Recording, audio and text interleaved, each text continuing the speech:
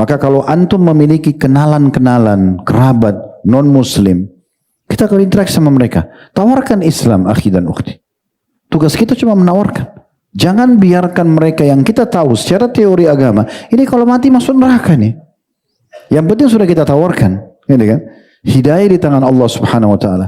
Jangan bersahabat dengan orang bertahun-tahun tidak pernah antum bicara tentang masalah Islam. Coba tanya saja bagaimana pendapat kamu tentang Islam. Kalau dia sampaikan sesuatu, kita respon sesuai dengan pengetahuan kita. Sambil kita doakan semoga dapat hidayah, kan gitu. Karena kalau kita biarkan secara teori agama meninggal masuk neraka nih, gitu kan? Yang penting kita sudah berusaha. Kalau kita sudah berusaha atau tahu Allah belum kasih hidayah, itu bukan di tangan kita. Ada seorang dokter dulu spesialis anak. Saya kenal baik karena sering anak-anak saya kalau sakit saya bawa ke beliau. Hidup Allah kasih umur sampai 80 tahun lebih, beragama Katolik. Kadang-kadang kalau saya ketemu, saya berbicara tentang masalah Islam gitu ya. Puncaknya saya pernah menghadiahkan karena dia memang tamatan Amerika, Quran dalam bahasa Inggris. Dengan beberapa buku agama gitu. Dan dia sudah tahu pesannya gitu. Kalau itu akan saya ajak ke Islam. Bahkan saya pernah WA ke beliau. Tapi memang takdirnya Allah berbeda. Sampai meninggal dia tidak masuk Islam. Dan pernah dia membahasakan ke salah satu stafnya. Kalau sebenarnya yang mengenahan dia untuk masuk Islam itu hanya anaknya yang lebih fanatik daripada dia misalnya. Tapi paling tidak kita sudah berusaha. Karena secara teori agama ini pasti masuk ke neraka ini. Kan gitu. Dan masalahnya khalidina fiha. Kekal selamanya. Bagaimana antum bisa ridho orang tua antum yang non muslim, paman, tante, sepupu, tetangga, teman-teman kantor misalnya. Padahal sebenarnya kita bisa menawarkan Islam kepada mereka dengan segala macam metode ya. Mungkin cuma ngomong saja, mungkin menghadiahkan buku, mungkin mengajaknya ke majelis ta'lim atau apa saja. Nah ini poin yang saya jadikan sebagai bahan renungan dalam beberapa hari ini dan saya ingin berbagi pada teman-teman. Mudah-mudahan pesannya bisa sampai. Baik, kita masuk ke pertanyaan, silahkan.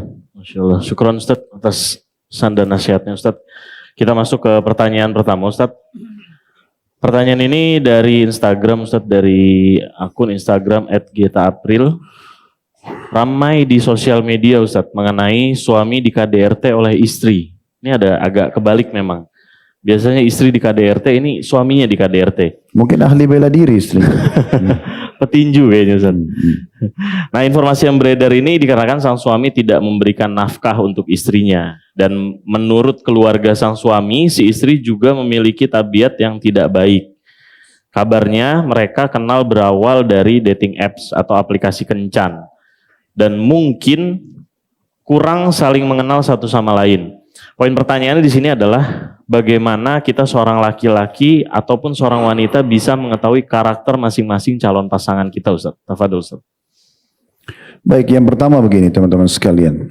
Islam, agama yang kita anut ini sudah punya panduan dalam segala sesuatunya. Bahkan sampai maaf bersuci, cebok saja diajarin. Ya, harus suci, pakai apa bahannya, air kan gitu. Air pun kalau sudah berubah bau, warna nggak bisa dipakai misalnya contoh. Sampai pada hal yang besar, beribadah kepada Allah Subhanahu wa taala. Di antaranya adalah dipandunya kita untuk memilih calon pasangan. Kan sudah diingatkan masalah itu dalam agama. Selama kita tidak menggunakan teori agama berarti kita siap terima resikonya. Kayak tadi misalnya sengaja bertemu dengan di media kencan. Ini sudah jelas haram dalam Islam. Otomatis gitu kan. Mereka akan berbicara tentang masalah hal-hal yang haram dalam agama. Bahkan mungkin mereka bisa melakukan free sex sebelum menikah misalnya dan seterusnya. Ini melanggar. Dan Nabi SAW sudah ingatkan untuk semua laki-laki. Tungkahul mar'a li arba'a. Wanita dinikahi karena 4 perkara. Umumnya. Limaliha karena hartanya. Wali hasabiha karena keturunannya. Wali jamaliha karena kecantikannya. Wali diniha dan karena agamanya. Fadfar bidhati din taribat yadak. Menikahlah dan pilihlah yang beragama. Hidupmu akan tentram. Nabi SAW sudah kasih kaidahnya. Dasar. Dan wanita salihah di masjid. Di majlis ta'lim. Cari keluarga-keluarga yang baik ya. Dan saya sudah pernah sampaikan di majelis kita ini teori sederhana untuk mencari pasangan tanpa harus pacaran. Bahkan dalam sehari semalam pun kita sudah bisa tentukan dia layak jadi pasangan kita atau tidak. Ada teorinya. Gitu kan kalau kita belajar agama. Namun sebelum saya sampai ke teori itu kita sampaikan juga dalil. Itu juga dengan wanita. Kata Nabi SAW kepada wanita dan walinya, "Idza ja'akum man tardawna dinahu wa khuluquhu fazawwijuh."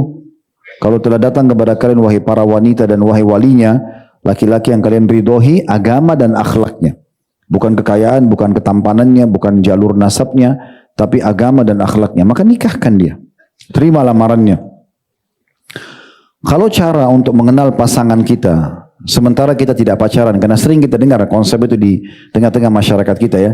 Bagaimana bisa saya menikah sama dia sementara saya belum mengenalnya? Kan itu. Jadi harusnya pacaran dulu, jalan dulu sama-sama, ngobrol dulu, bahkan ya saling cicipi, gitu kan. Lah ya, pelukan dulu, ciuman dulu, segala macam lah. Akhirnya biologis, gitu kan, dan seterusnya. Nah ini berbahaya sekali. Jadi caranya sederhana. Yang pertama adalah nazar syar'i, melihat yang dibolehkan dalam agama. Sebagaimana Nabi SAW bersabda kepada sahabat yang datang ingin menikah, maka Nabi SAW mengatakan, lihatlah sesuatu yang bisa menarikmu untuk menikahinya. Dan itu adalah wajah dan telapak tangan. Cukup. Selesai. Jangan lihat foto ya. Foto itu bisa menipu. Ya. Ada filter. Sekarang bisa diedit ya dan segala macam. Karena itu ulama masih tekankan di masa kita sekarang agar nazar syar'i itu dilihat dengan mata kepala. Bertemu, lihat langsung. Tentu bukan berdua-duaan. Karena ikhtilat atau berdua ini khalwat itu nggak boleh. Nabi SAW mengatakan kalau laki-laki dan perempuan berdua yang ketiganya syaitan. Sampai ada sahabat yang mengatakan ya Rasulullah bagaimana dengan ipar? Kata Nabi SAW ipar justru kematian. Jadi kita tidak boleh berdua-duaan. Tapi ada walinya. Minta waktu untuk datang, nazar syar'i. Kemudian ada walinya dan di saat itu boleh ngobrol. Ngobrol secara umum.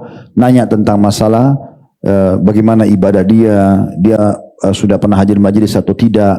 Pertanyaan yang mengarah kepada orang-orang yang kita harapkan menjadi ibu terbaik buat anak-anak kita atau bagi akhwat laki-laki atau ayah yang terbaik buat anak-anak kita nantinya.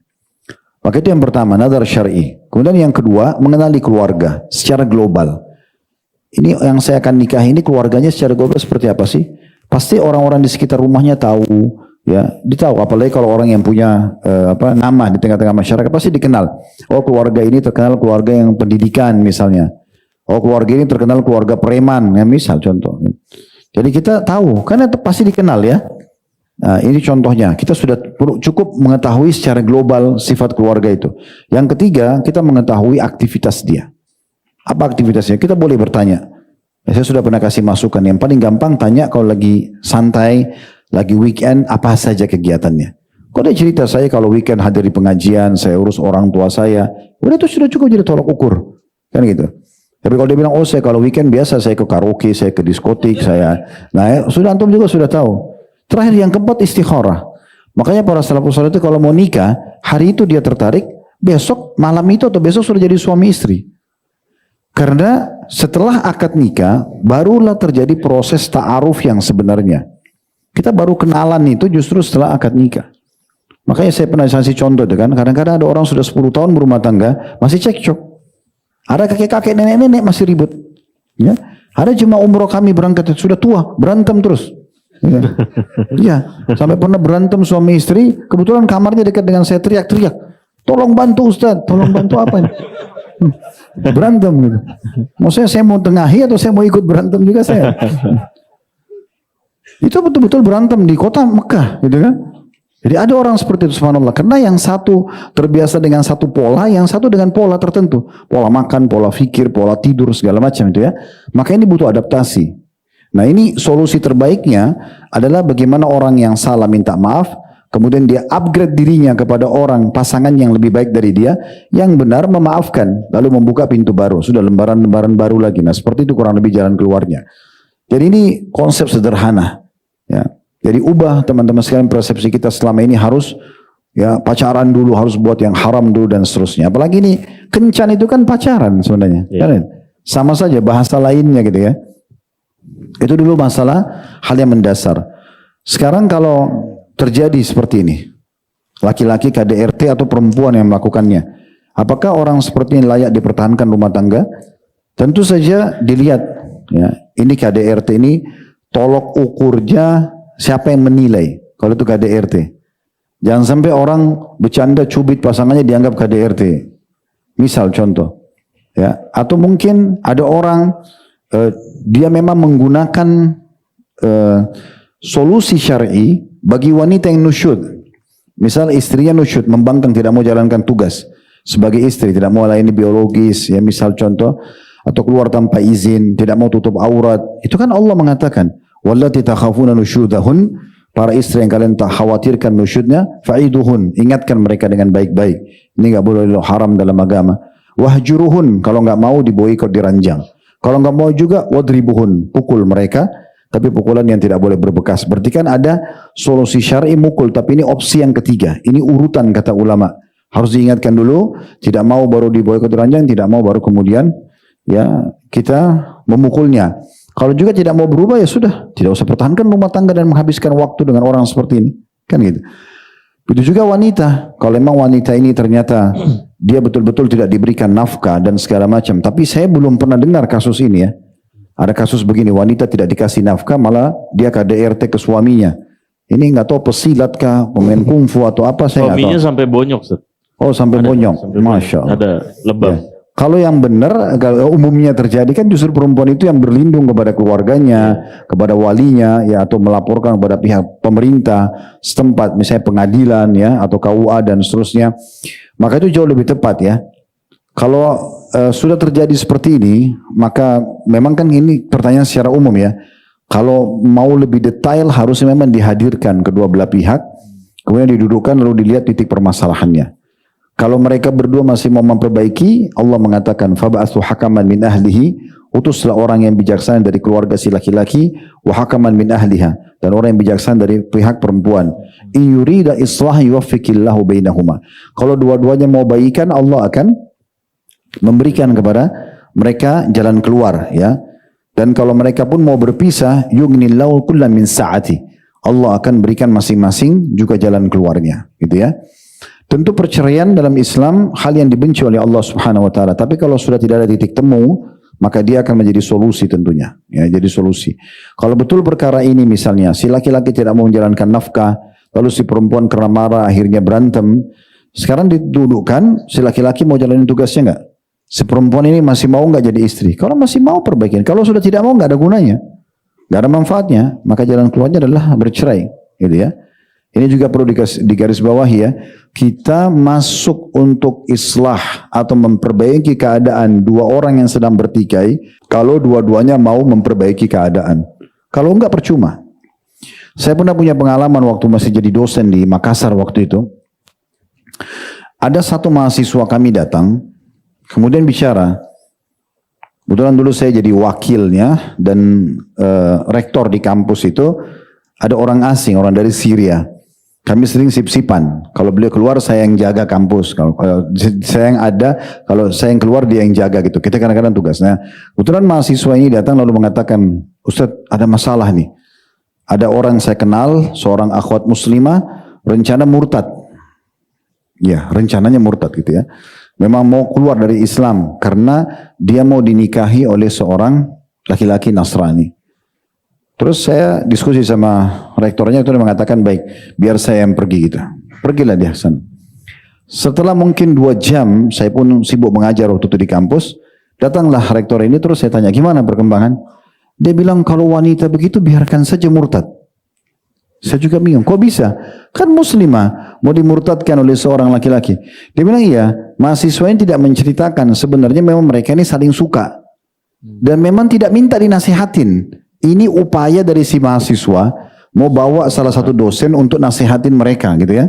Tapi belum disampaikan kepada orang-orang ini, baik si calon suaminya atau si perempuan muslimahnya.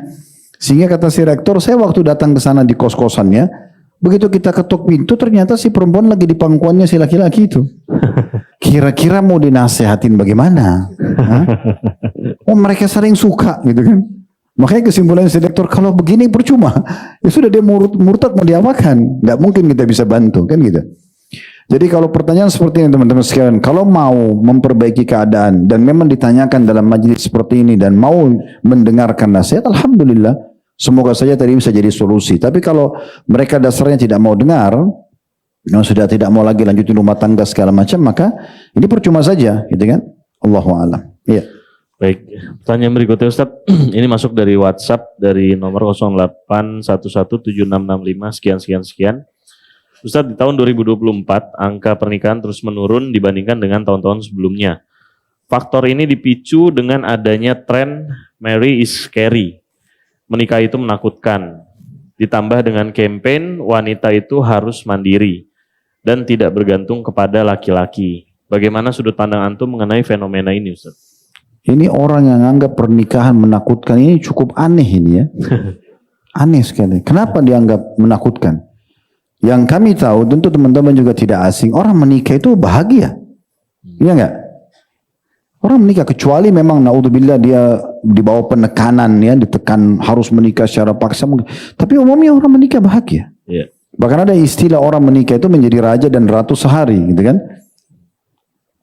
Ada diistilahkan juga dengan bulan madu, mereka menikmati sama-sama. Bahkan Nabi SAW mengatakan sendiri, orang menikah itu saling menikmati sampai mereka saling menikmati kemaluan mereka, gitu kan? Karena nikah sama dengan watak.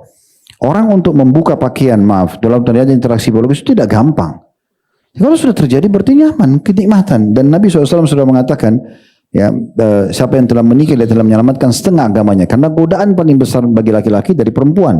Godaan terbesar bagi perempuan dari laki-laki, kan gitu. Kalau sudah menikah ada tempat pelampiasan sudah aman. Jadi kalau ada yang berpersepsi mengatakan bahwasanya nikah itu menakutkan, ini mungkin dia ada salah baca, salah tonton, ya, persepsi yang keliru. Saya pernah temukan konsep begini tapi bukan dari umat Islam. Kemungkinan besar penanya ini atau kasus yang sedang dia kaji atau dia sedang tanyakan itu mungkin dia melihat kasus orang lain. Mudah-mudahan saja bukan penanya yang menghadapinya. Saya ingat dulu waktu bimbing jemaah travel yang Allah manakan di pundak kami pernah buat umroh plus Spanyol. Kebetulan yang jadi tour leadernya itu orang beragama Katolik. Namanya Pedro. Pedro ini 60 tahun atau 65 tahun, rambutnya sudah putih semua. Dia hanya bisa bahasa Spanyol atau bahasa Inggris saja, gitu kan. Maka pada saat kami lagi jalan, terjadi persahabatan di mobil, di bus, sambil ngobrol-ngobrol tentang masalah agama dia, tentang agama Islam. Kita ngobrol. Tapi sempat waktu mampir di satu tempat, kami akan pindah dari Madrid ke kota yang lain, dia cuma di Madrid saja. Terus saya tanya, sekarang mau kemana? Mau pulang ke keluarga, ke istri sama anak. Dia bilang, saya tidak punya istri, tidak punya anak. Saya tanya, kenapa? Dia bilang, untuk apa saya nikah? Ini perkataan dia ya. Di sana saya, kepada saya, untuk apa saya menikah? Saya mengurus wanita, bikin pusing. Dia bilang, ya. Saya harus siapkan uangnya, kebutuhannya, segala macam. Belum dia ngomel-ngomel, apalah gitu kan. Seperti umumnya orang taunya kadang-kadang mungkin pikiran persepsi dia selalu negatif gitu kan. Dia tidak bisa memanage mungkin rumah tangga dengan benar sehingga yang ada adalah mungkin pertengkaran yang dia bayangkan. Kemudian juga dia bilang, dengan sederhananya dia bilang, saya kalau butuh biologis saya tinggal ke perempuan manapun saya bayar selesai. Dia ngomong gitu. Sekarang saya bisa urus diri saya sendiri. Begitu juga dengan anak. Saya harus urus anak dari kecil, membesarkan dia, banyak masalahnya. Untuk apa? Sederhananya begitu.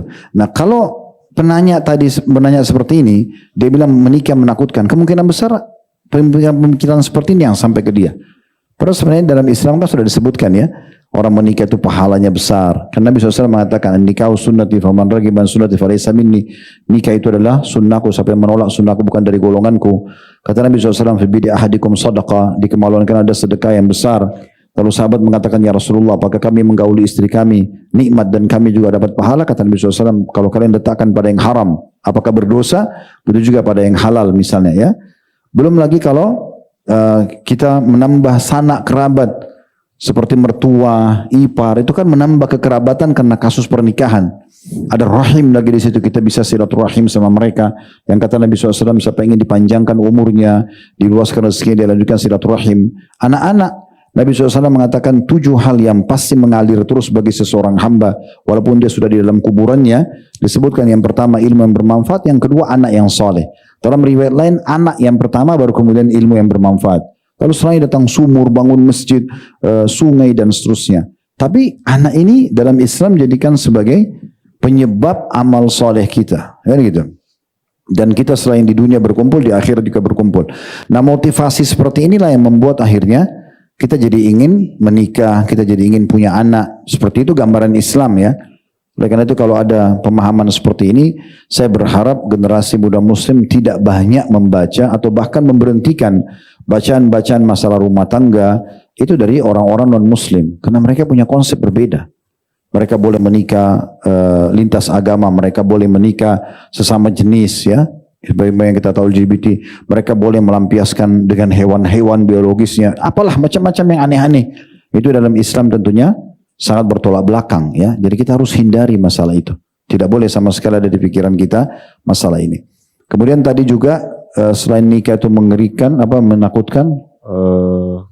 Wanita itu harus mandiri, Ustaz, tanpa menggantungkan dirinya ke laki-laki. Nah Allah yang suruh wanita bergantung kok, kan itu? Ya enggak? Sekarang wanita kalau mau menikah harus dengan izin ayahnya. Kalau dia salah fahami konsep wanita harus mandiri, berarti nikah pun nggak boleh izin sama ayahnya. Ini jadi masalah ini. Sementara fungsi utama wali itu adalah backingan bagaimana sang calon istri nanti, kalau misalnya antum laki-laki sini melamar seorang wanita dan ada walinya, ada ayahnya, pasti di dalam benak antum, oh perempuan ini punya ayah, punya laki-laki juga seperti kita yang akan membela dia, kan gitu. Itu fungsi wali itu sebenarnya. Seperti akan membacking atau melindungi si wanita ini nanti. Kapan terjadi naudzubillah perceraian atau KDRT, dia akan berlindung lagi ke walinya, kan gitu. Setelah menikah, dia bergantung sama suaminya. Memang nafkah diwajibkan Allah untuk memberikan. Sebab warisan wanita hanya dapat satu, karena sebelum nikah kebutuhannya semua wajib ayahnya penuhi, setelah nikah wajib suaminya penuhi. Emang begitu. Kalau yang dimaksud di sini mandiri global sekali ya. Artinya dia harus seperti laki-laki, dia harus paksakan diri bekerja, dia tidak perlu bergantung pada laki-laki sampai pada tingkat tidak usah menikah. Ya, karena kalau menikah nanti kita bergantung pada laki-laki. Nah, memang yang suruh bergantung itu Allah Subhanahu wa taala. Ini persepsi yang keliru, kan itu. Tapi kalau yang dimaksud adalah wanita harus mandiri dalam arti kata, ada positifnya ya, bukan global tapi secara substansial. Misalnya, dia ingin sekali mandiri untuk mengurus suaminya. Contoh, jadi suaminya itu apapun kebutuhannya, pakaiannya, pakaian dalam, masakan buat suaminya, segala macam kamar, tempat tidur, semua dia yang ambil alih. Ya, mungkin kalau dia pakai ART di rumah, mungkin untuk kebutuhan dapur misalnya, atau bersihin rumah, mungkin ya. Itu dia ingin mandiri, dia ingin urus suaminya. Oke, itu bagus, positif. Atau dia ingin mandiri mengurus anaknya. Dia mungkin pakai ART di rumah, tapi anak-anak itu tetap dia yang didik, dia yang suapin, dia yang rawat. Mungkin sesekali dibantu ART, itu mungkin masih positif, ya. Tapi kalau mandiri sini artinya betul-betul dia harus global, bebas, ya, tidak usah bergantung pada kaum laki-laki. Ini salah banget ini, ya. Ini biasanya dikembangkan dari konsep emansipasi, ya. Padahal sebenarnya dalam Islam tidak seperti itu. Memang laki-laki dan perempuan berbeda. Dalam Islam digambarkan berbeda, ya. Berbeda kan kita secara fisik ya, berbeda secara karakter, berbeda tugas. Allah Subhanahu wa taala berikan wanita haid setiap bulan. Antum laki-laki biar nangis nggak akan dikasih haid. Ya. Kalau kita hitung-hitungan ya, wanita haid dalam 1 bulan 1 pekan, 7 hari misalnya. Berarti kan dalam 1 bulan jadwal sholat yang harusnya tiap hari, mereka kurang 1 minggu. Kita kan tidak ada haid, laki-laki. Penuh semua 1 bulan sholatnya. Tapi Allah berikan balasan sama. Kuasa Allah SWT berbeda. Tapi balasannya Allah berikan sama. Wanita bisa hamil, bisa menyusui. Laki-laki nggak bisa. Sebagaimana juga laki-laki bisa mendapatkan muda mati syahid dengan berperang di jalan Allah misalnya. Makanya Aisyah pernah mengatakan, ya Rasulullah, kami melihat jihad adalah amal yang paling afdal.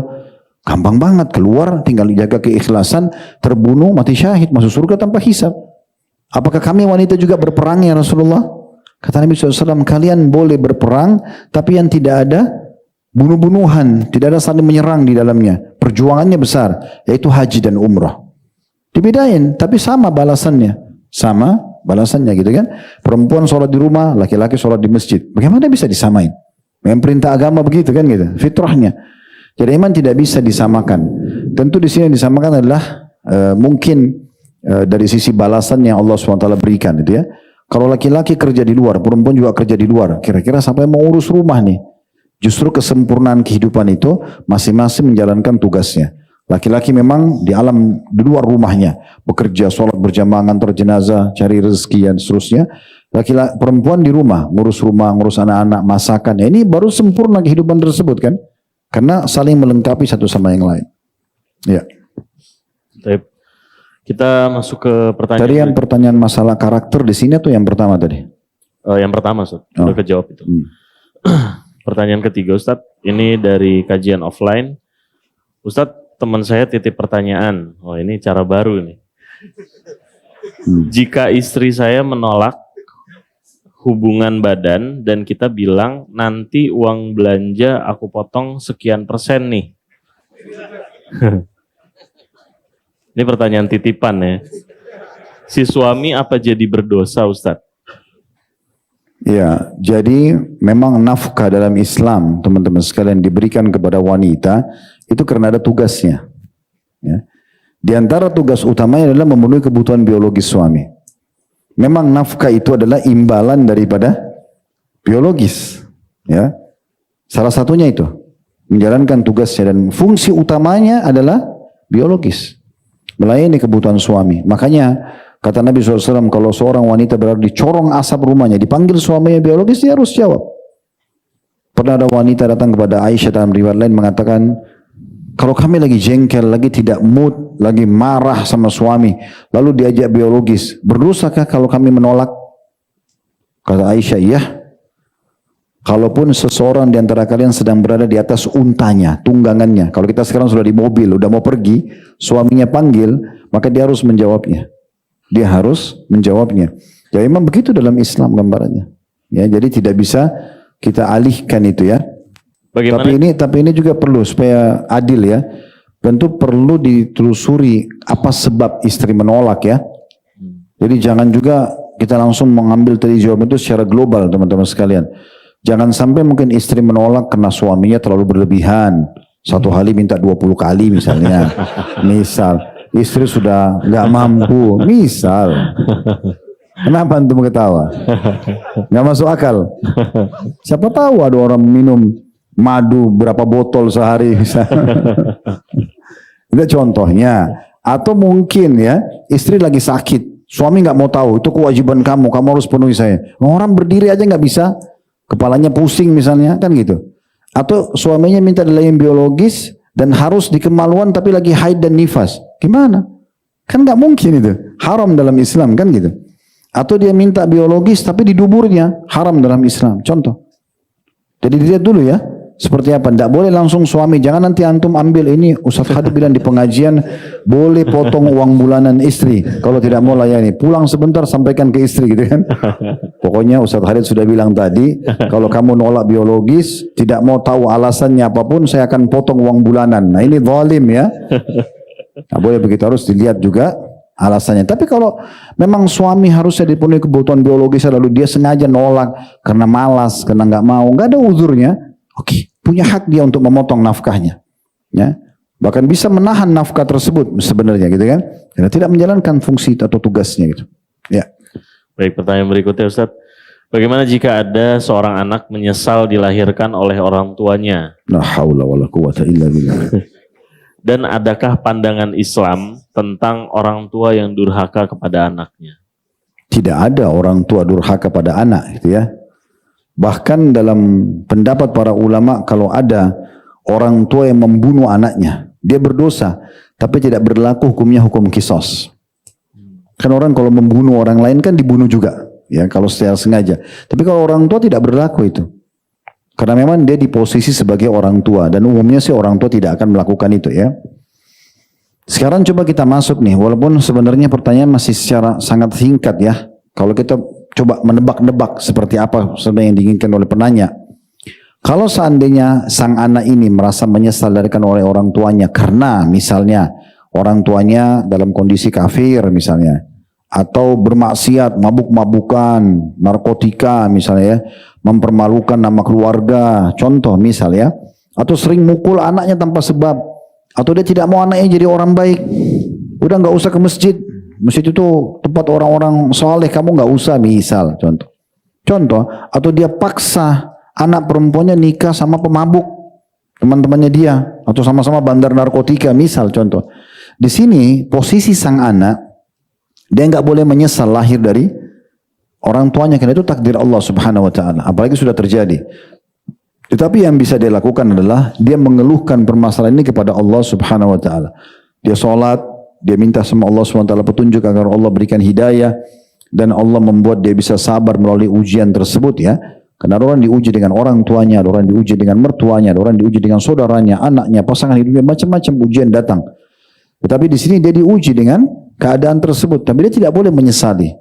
Bahkan kita pernah pelajari dalam kajian kita dosa-dosa besar, itu termasuk dosa kufur. Walaupun tidak keluar dari Islam ya, tapi dosanya mencapai level besarnya dosa kekufuran. Tetap muslim, orang yang membenci ayahnya sendiri.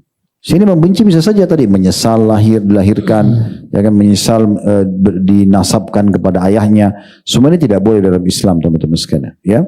Jadi saran kami pada menanya, bersabar, doakan, semoga Allah berikan hidayah ya. Bagaimana Abu Hurairah radhiyallahu anhu itu sangat dibenci oleh ibunya sendiri karena dia masuk Islam.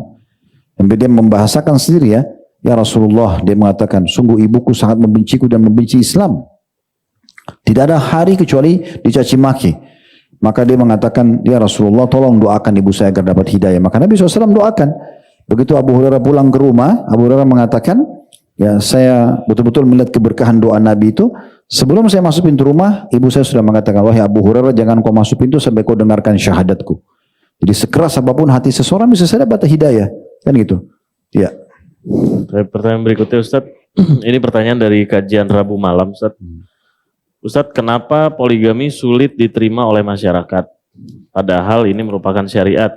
Semoga pertanyaan ini ada tayangan ulang supaya istri saya bisa melihat Ustaz. Siapa nih kira-kira yang nanya?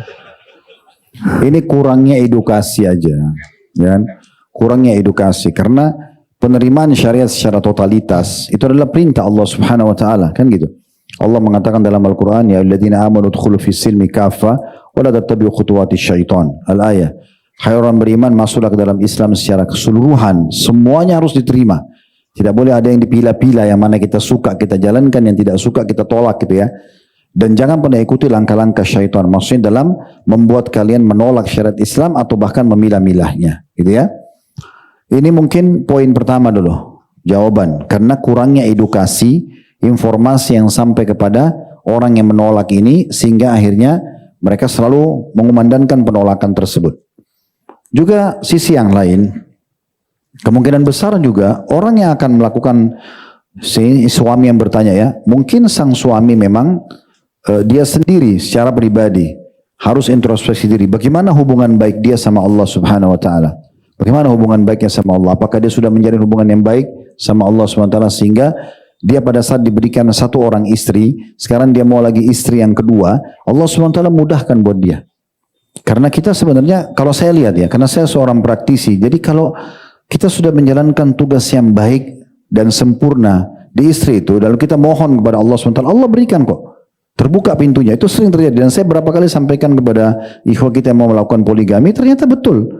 Setelah mereka berdoa, terus mereka coba memaksimalkan apa yang diwajibkan Allah SWT. Yang pertama, Allah bukain pintunya. Ya Allah SWT bukain pintunya. Jadi memang dia pun sendiri harus punya jalinan hubungan yang baik dengan Allah SWT. Saya pernah ada tablik akbar di salah satu wilayah di Sumatera waktu itu. Pas selesai ceramah, di siang hari kami lagi makan siang di satu restoran. Ada satu dai lokal di situ datang kepada saya. Bilang, Ustaz, saya ini mau poligami Ustaz. Sebagaimana antum lakukan. Bagaimana caranya? Pertanyaan pertama saya begini. Bagaimana hubungan antum dengan Allah Subhanahu wa taala? Apa maksudnya Ustaz? Dia bilang. Saya tanya, kita nggak usah bicara wajib. Saya yakin antum sebagai dai pasti antum sudah menjalankan sholat wajib segala macam. Tapi coba jelaskan ke saya tentang ibadah-ibadah sunnah antum. Antum sudah rutin menjaga ini semua sholat sunnah, rawatib, qobliyah, ba'diyah. Antum sudah coba rutin menjalankan sholat duha, sholat malam, puasa Senin Kamis, zikir pagi petang, menambah hafalan Al-Quran dan mentadabburi ayat-ayatnya. Ada orang tua hidup, antum sudah bakti belum? Hampir semua yang saya tanya ini, dia jawabannya memang masih kurang. Sebenarnya coba perbaikin dulu di situ, benahi dulu. Nanti kalau kita makin dekat dengan Allah SWT, apa yang kita minta Allah akan berikan, kan gitu. Tapi kalau kita minta tambahan fasilitas sementara kita sendiri, Allah tahu kita belum mampu menjalankannya. Malah nanti mencelakakan kita kalau kita buka pintu poligami, itu salah. Karena kata Nabi SAW, siapa yang memiliki 2 orang istri, dia cenderung pada salah satunya, maksudnya tidak adil di sini, maka dia akan datang hari kiamat dalam kondisi setengah badannya miring gitu kan. Nah, itu contohnya. Jadi memang dia sendiri harus punya hubungan yang baik dengan Allah Subhanahu wa taala. Juga selanjutnya, yang ketiga, dia harus membenahi diri, membekali diri lebih banyak lagi dengan ilmu-ilmu agama. Dia dalami semua ilmu agama, apapun yang berhubungan dengan masalah itu. Jadi bukan hanya sekedar tahu sholat, tahu haji, tidak cukup dalam masalah poligami. Dia harus tahu banyak hukum. Termasuk masalah hukum-hukum yang berhubungan dengan kebutuhan wanita, masalah haid, nifas, ya, masalah biologis, masalah pendidikan anak, gitu kan, masalah hak yang merupakan kewajiban dia, haknya istrinya, semua itu harus dilakukan. Kalau dia sudah faham ini, ya itu mungkin step selanjutnya. Baru dia sering lakukan doa. Saya pernah duduk sama beberapa teman-teman dai juga, mayoritasnya dai. Waktu itu kami kumpul semua, tamatan dari satu alma mater dulu di Madinah. Setelah kami duduk sudah selesai acara pertemuan, lalu mereka pada bilang gitu sama saya. Kemudian teman-teman asal ini banyak yang belum poligami. Terus mereka bilang, "Sobat Ustaz Khalid, apa ini kiatnya supaya kita bisa juga poligami?" Tapi karena mereka dai, saya tidak masuk dari awal poin-poin tadi. Karena ini poin tadi mungkin lebih kepada orang yang belum terlalu paham agama. Tapi kalau poin ini saya sentuh, saya mengatakan kita harus memulainya dengan doa, saya bilang. Sudah enggak antum jadikan ini sebagai doa rutin antum? Antara azan dan iqamah sepertiga malam, minta sama Allah. Sa'ad radhiyallahu anhu, seorang sahabat Nabi yang sangat kaya, Sa'ad ibn Ubadah radhiyallahu anhu di Madinah, itu beliau berdoa kepada Allah begini, "Ya Allah, buatlah aku meraih surga melalui harta." Maka Allah limpahkan hartanya, kemudian dengan itu dia bisa masuk surga. Kita bisa minta, misalnya mudahkan ya Allah poligami saya. Apapun yang harus hamba raih capai sebelum itu, maka mudahkanlah. Seperti itu kita jadikan sebagai doa. Maka sempat mereka mengatakan pada saya, benar ya, sebenarnya masalahnya sederhana, tapi memang kami belum pernah mengkhususkan doa buat itu. Contohnya, Allahu a'lam. Ya. Pertanyaan berikutnya Ustadz dari Instagram, dari akun Gina Desari. Palestina dan Israel sudah gencatan senjata. Apakah boleh untuk menghentikan boikot terhadap produk-produk yang terafiliasi oleh Israel? Jangan dulu. Udah kangen kayaknya makan McD. Iya. Mereka sudah terlalu luar biasa membabi buta gitu kan. Terus antum tiba-tiba karena baru gencatan senjata, tahu nggak gencatan senjata itu terjadi? Beberapa hari sebelumnya mereka masih membombardir Gaza. Dan Nabi SAW sudah diinformasikan oleh Abdullah bin Salam radhiyallahu anhu, pendeta Yahudi yang masuk Islam di masa Nabi SAW, sambil dia mengatakan sendiri sebagai orang Yahudi, dia mengatakan, "Ya Rasulullah, innal Yahuda qaum ghadr." Wahai Rasulullah, orang Yahudi itu kaum yang suka berkhianat. Saya bicara dengan teman-teman Palestina tentang kasus ini. Saya bilang, apakah ini benar gencatan senjata yang artinya Anda ini mendapatkan jaminan tidak akan diserang? Dia bilang tidak ada. Enggak ada jaminan. Karena hari ini tanda tangan, bisa besok kita diserang lagi. Lalu kemudian dilibatkan lagi orang ketiga, Amerika atau negara yang lain, baru kemudian gencatan senjata lagi. Tapi kita sudah dirugikan, dan itu sudah terjadi dari awal mereka menjajah wilayah tersebut. Kan gitu. Jadi enggak usah buru-buru, gitu kan? Kalaupun antum tidak niat boikot, antum pindahlah ke makanan-makanan muslim, gitu kan? Enggak ada ruginya. Dan makanan Indonesia, Masya Allah, negara kita ini enak-enak, murah-murah, sehat, gitu kan. Kenapa harus pindah ke makanan-makanan asing yang mungkin selain memang masalah tadi agama mungkin masih ada, juga kita mungkin ya banyak menggunakan bahan kimia atau yang lainnya. Kalaupun kita melihat satu sisi selain pemboikotannya. Ya. Berikutnya Ustaz, pertanyaan dari WhatsApp dari nomor 08187981 sekian. Bagaimana jika ada seorang pemimpin yang diamanahkan untuk mengemban tanggung jawab masyarakat luas, tapi dia tidak melaksanakan amanah tersebut, bahkan cenderung kasar dan arogan? Ini berat sekali ya, berat sekali. Kita pernah jelaskan dalam dosa-dosa besar itu ya, pemimpin yang berkhianat, dalam arti kata berkhianat dari apa yang telah diamanahkan di pundaknya, dan dia tidak menjalankan apa yang dia janjikan. Itu termasuk bagian daripada dosa besar gitu ya. Siapa yang diberikan amanah untuk menjadi pemimpin, kemudian dia mengkhianati masyarakatnya, maka haram baginya mencium bau surga. Begitu dalam hadis yang sahih, gitu kan? Sebaliknya pemimpin yang adil malah dia bisa menjadi salah orang golongan pertama yang akan dapat naungan Allah di hari kiamat di mahsyar. Itu imam yang adil gitu kan. Jadi memang kalau orang jadi pemimpin harus betul-betul menjaga amanah tersebut dan bagaimana dia menunggangi itu kesempatan emas, sebuah instruksi, sebuah keputusan yang dia ambil justru menjadi amal jariah buat dia, gitu kan? Tapi kalau dia justru menunggangi untuk kezaliman ya sudah jelas orang-orang sebelum mereka banyak, ada Fir'aun, ada Namrud, orang-orang yang sudah Allah binasakan maka kesudahannya akan sama. Tidak berubah teman-teman sekalian. Kita mengikuti jalur para nabi-nabi dan orang saleh, bagaimana hidup mereka, bagaimana kesudahan mereka, begitu juga kita. Kalau kita mengikuti jalan orang-orang yang salah, bagaimana kehidupan mereka, bagaimana kesudahan mereka, begitu juga hasilnya. Ya. Berikutnya dari Instagram dari akun Ismail Muhammad. Ustadz, mohon nasihati kami para penuntut ilmu karena dari ilmu yang kami dapatkan dari para asatidz karena terkadang membuat kami tanpa sadar suka berbantah-bantahan dengan orang-orang yang tidak sepaham dengan kami, terutama di sosial media, Ustadz. Saran saya ya, untuk diri saya sendiri dan juga buat teman-teman para penuntut ilmu, gak usah habiskan waktu untuk berbantah-bantahan, ya. Terus saja menuntut ilmu, sibukkan diri terus menuntut ilmu. Sampai betul-betul antum merasa kapabilitas antum, ya, kapasitas ilmunya sudah sangat cukup, sudah layak untuk antum datang dan berdialog dengan orang yang beda faham, baru. Tapi kalau masih baru ikut di ta'lim setahun, 2 tahun, kemudian mau jadi ahli debat, ini nggak ada manfaatnya. Malah antum bisa kena syubhat nanti, kan itu. Kerepotan sendiri. Pada saat diserang balik, sebenarnya yang serang antum salah, tapi kan antum tidak punya argumen yang kuat, antum bingung, harus mencari lagi argumen kemana-mana, atau antum hanya terbawa emosional saja, hanya ribut-ributan untuk berantem, gak ada manfaatnya. Gak ada manfaatnya. Saya tidak menyarankan masalah itu. Artinya sibuk berdebat dalam masalah ini. Ya, saya kadang-kadang diajak juga di beberapa media ini coba berdialog, coba diskusi. Saya melihat untuk apa itu? Ya udah, konsep kami, pendidikan yang kami sampaikan, buku yang kami jadikan rujukan sudah jelas. Cocok, alhamdulillah. Tidak cocok ya sudah.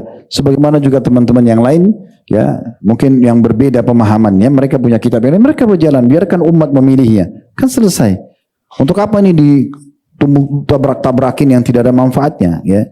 Dan mendatangkan manfaat kecuali membuat umat makin bingung. Nah itu bagi para penuntut ilmu yang sudah sampai pada level mungkin mereka cukup kapasitasnya, itu pun sering mereka meninggalkan. Para ulama-ulama itu jarang sekali mereka mau berdialog, berdebat gitu ya. Kecuali sebagian kecil di antara mereka. Kalau kita lihat hidupnya Imam Ahmad, Imam Syafi'i, Imam Abu Hanifah, Imam Malik, 4 imam madhab ini, mungkin dari 100% hidup mereka, itu dialog terjadi mungkin hanya 10-20%. Sisanya mereka mengajar ilmu. Mereka mengajar ilmu. Jadi saran saya, sibukkan tetap menuntut ilmu, tambah wawasan antum, pengalaman antum, itu lebih baik daripada sibuk dengan masalah ini. Ya. Berikutnya Ustadz dari WhatsApp dari nomor 08182777 sekian. Ustadz, kenapa pelaku LGBT itu susah sekali untuk dinasehati? Saya punya teman sekolah yang LGBT dan setiap saya nasehati dia selalu bilang, kan bukan aku yang mau, Allah yang membuat aku seperti ini. Luar biasa. Luar biasa. Dan apakah teman seperti ini boleh saya tinggalkan atau terus saya nasihati, Ustaz? Wajib tinggalkan. Ya, ditinggalkan saja. Ya. Mungkin satu sisi begini teman-teman sekalian. Kalau ada pelaku maksiat, LGBT atau yang lainnya, antum sudah kasih nasihat sekali, 2 kali, 3 kali, tidak mau dengar. Sebab tidak bisa menerima nasihat itu dan masukan, terutama berhubungan dengan agama Allah, karena kerasnya hati. Kerasnya hati. Itu disebutkan oleh Ibnu Qayyim rahimahullah. Karena hadis yang menyebutkan siapapun yang berbuat dosa akan dititikkan dalam hatinya 1 titik hitam. Kalau dia ulangi lagi titik hitam lagi sampai nanti hatinya hitam kelam. Ini mau terjadi bencana alam, mungkin dia naik mobil sama temannya, tabrakan mobilnya, temannya meninggal, dia selamat, belum dia ambil pelajaran sama dia. Dia tidak ambil pelajaran karena hatinya sudah keras. Orang seperti ini tidak bisa sama sekali, kecuali dia membuka diri, mau minta nasihat. Mungkin bisa. Tapi kalau kita nasihatin susah. Makanya tugas kita cuma menyampaikan. Selebihnya sudah tawakal kepada Allah Subhanahu wa taala. Itu satu sisi. Sisi yang lain, ini keburukan bagaimana syaitan menguasai orang ini sampai dia mengatakan bahwasanya Allah yang membuat saya seperti ini. Na'udzubillah. Allah Subhanahu wa taala jelas memerintahkan laki-laki jadi laki-laki, perempuan jadi perempuan, dan mereka dianjurkan untuk menikah dengan lawan jenisnya, gitu. Jadi bukan sama jenisnya, laki-laki sama perempuan, gitu kan? Kami ciptakan laki-laki dan perempuan, kata Allah, gitu kan? Lalu kami menikahkan antara laki-laki sama perempuan. Lalu datang keturunan laki-laki dan perempuan dari banyak mereka berdua. Jadi Allah bukan menakdirkan, dia pilih sendiri itu. Orang menentukan dirinya menjadi pelacur, menjadi homo, menjadi lesbian. Itu dia yang menentukan. Bukan Allah yang mencatatkan itu. Bukan Allah yang memerintahkan dia untuk itu. Kalau memang Allah perintahkan, Allah bisa perintahkan kita semuanya. Tapi kan tidak. Kan gitu. Jadi ini keliru, ini dosa lagi nih. Dosa yang berbeda lagi. Gitu kan. Ini keburukan, naudzubillah, para ahli maksiat begitu. Untuk menyembunyikan dan membenarkan sikapnya, dia mengatakan Allah sudah takdirkan. Ini kebodohan ini. Ya. Tidak bisa seperti itu. Saya pernah jelaskan teman-teman sekalian, ada sesuatu yang merupakan sistem yang sudah Allah buat, kita nggak ada campur tangan di situ. Seperti kita dilahirkan dari ibu mana, ya ibu siapa yang melahirkan kita, siapa ayah kita, bagaimana siapa jenis kelamin kita, pergantian siang malam, kematian, kemudian fenomena alam lah ya. Ada juga yang tidak, pilihan kita, kayak antum hari ini milih datang ke Masjid Blok M daripada duduk nongkrong sama teman-teman misalnya. Itu kan pilihan kita. Baju yang kita pakai, termasuk menikah sama siapa, itu pilihan kita. Kerja di mana pilihan kita, mau kuliah jurusan apa pilihan kita. Tapi Allah mencatatkan di Lauhil Mahfuz sebagai takdir itu karena Allah tahu kita akan pilih perbuatan tersebut. Jadi di sini kalau yang dia bahas Allah takdirkan saya adalah dia membenarkan sikapnya, ini keliru. Tapi kalau yang dia maksudkan Allah takdirkan di Lauhil Mahfuz sudah tercatat, iya, tapi dicatat di sana sesuai dengan keluasan ilmu Allah, dia memang akan pilih perbuatan tersebut. Bahkan dia masih punya kesempatan untuk berhenti. Sekarang kalau dia tobat misalnya, maka kita juga akan katakan kalau gitu itu takdirnya Allah juga. Nah, kan gitu. Allahu a'lam. Ya, yang terakhir. Pertanyaan terakhir Ustaz sebagai penutup dari Instagram dari akun Ibnu Maulana. Ada seorang selebgram asal Indonesia yang tinggal di Amerika. Dia membuat konten menantang Allah untuk menghancurkan hidupnya. Dan dia bilang dari tahun 2023 dia sudah menantang Allah, tapi sampai sekarang hidupnya baik-baik saja. Dia juga mengatakan bahwa Allah tidak memiliki kekuatan untuk menjamah dirinya. Apakah boleh kita doakan kehancuran untuk dia, Ustaz? Emosi juga bacanya. Sebenarnya orang seperti ini tinggal tunggu waktu saja, gitu kan? Kalau saran saya tentunya antum doakan dulu hidayah. Atau kalau antum juga sangat jengkel mau mendoakan, bilang saja ya Allah buktikan apa yang telah orang ini minta misalnya, gitu kan? Jangan kita minta keburukan yang lain, tapi minta saya supaya Allah buktikan pada diri dia, gitu ya. Seperti itu. Di sini sebagai penutup teman-teman sekalian, ada hal yang mesti kita rincikan berhubungan dengan pertanyaan seperti ini. Bedakan teman-teman antara orang yang memang kufur kepada Allah dan dia menantang Allah Azza wa Jal. Maka orang seperti ini tidak akan lama dan akan selesai. Akan datang seperti apa yang dia ucapkan. Saya yakin di Indonesia juga cukup banyak ya. Banyak sekali orang-orang yang saya lihat juga di media yang menentang Allah supaya mukanya dibengkak-bengkakin supaya dia sakit. Itu betul-betul terjadi. Dan cukup banyak terjadi masalah itu. Atau ada orang, mirip kalau antum pernah dengar hadis ya. Ada orang yang pernah minta dibakar, kemudian jadi debu, lalu dilempar di lautan. Dan dia sebenarnya tujuan dia ingin menenangkan hatinya dan memastikan apakah memang Allah itu maha kuasa. Nah setelah dia bertemu dengan Allah, dia menyampaikan itu dan Allah tahu dia jujur, maka Allah pun memaafkan kesalahannya. Ada juga orang begitu ya. Tapi ini sangat jarang. Kemungkinan besar orang ini memang karena kufur kepada Allah Subhanahu wa taala. Dan kita sudah tidak asing teman-teman. Saya juga orang media, punya media teman-teman sekarang hampir semuanya kita punya media lah, Instagram, Facebook dan segala macam. Orang kalau mau memiliki follower itu kan harus buat heboh ya. Beda kalau dia masih baru. Maksudnya dulu ya masih 10 tahun yang lalu, masih sedikit orang yang masuk di media, mungkin itu gampang. Dia tampil dengan satu konten yang biasa, mungkin sudah akan banyak orang ikut. Tapi kalau sekarang saingannya banyak. Cara yang tergampang adalah buat heboh, gitu kan, buat masalah yang bentrok dengan pemikiran orang di lapangan. Saya pernah ingatkan salah satu orang media kita di Indonesia, salah satu aktor yang terkenal gitu kan, dia buat satu konten yang hanya menghebohkan nasional. Saya bilang, akhi, saya panggil baik-baik. Kenapa antum harus buat seperti ini?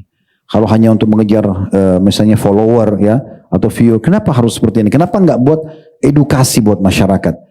Berikan kepada mereka informasi, bagikan kepada mereka hadiah misalnya ya. Siapa yang bisa menjawab ini, siapa yang bisa menyelesaikan buku ini dalam waktu begini, saya akan kasih hadiah ini dan itu. Kenapa harus buat sesuatu yang akhirnya membuat penilaian negatif datang kepada diri antum sendiri?